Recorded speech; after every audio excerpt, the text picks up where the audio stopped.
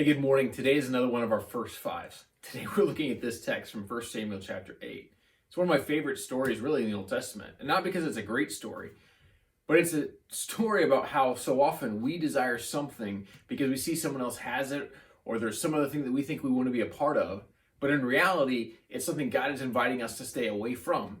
It's something that will actually distract us from coming to know Him more. So this story in 1 Samuel 8 is about Israel seeing all the other neighbors who have kings and saying, we're not sure God is enough king for us. So I'm going to read most of this chapter to you and then we'll talk just briefly about it.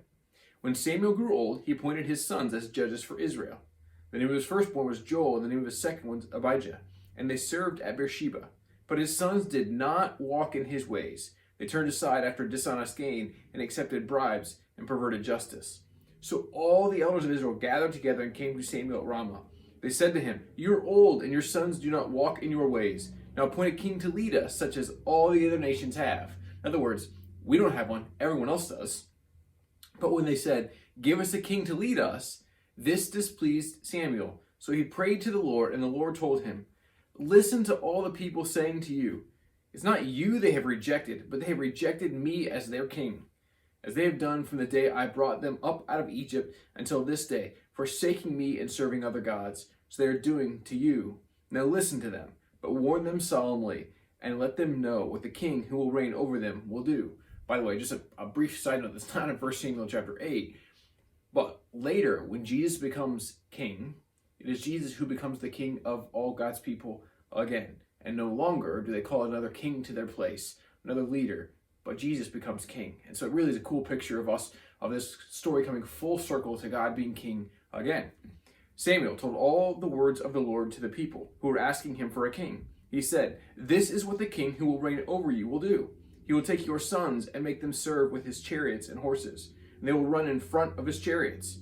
Some he will assign to be commanders of thousands and commanders of fifties, and others to plow his ground and reap his harvest, and still others to make weapons of war and equipment for his chariots. He will take your daughters to be perfumers and cooks and bakers. He will take the best of your fields and vineyards and olive groves and give them to his attendants. He will take 1/10 of your grain and of your vintage and give it to his officials and attendants.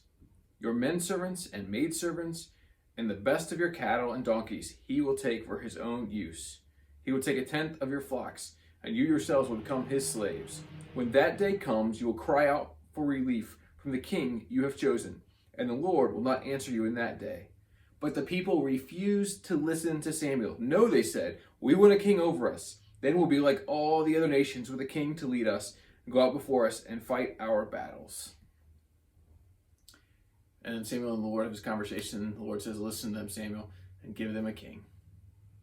How often do we want something that we think we really need, something that we think that we would desperately want, right? We want this right thing, and so we could talk about what Samuel's telling them right here is, listen, hey, your sons and daughters are going to get drafted to war.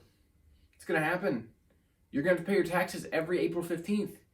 You think this is the way in which God's kingdom comes, but this is not how God works in the world. But it's how people work. It's how men work. Really, men there is people, men and women.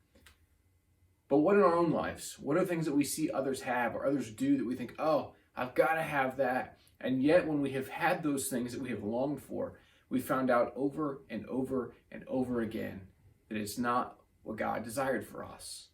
That it looked appealing only to find out that it left us wanting more.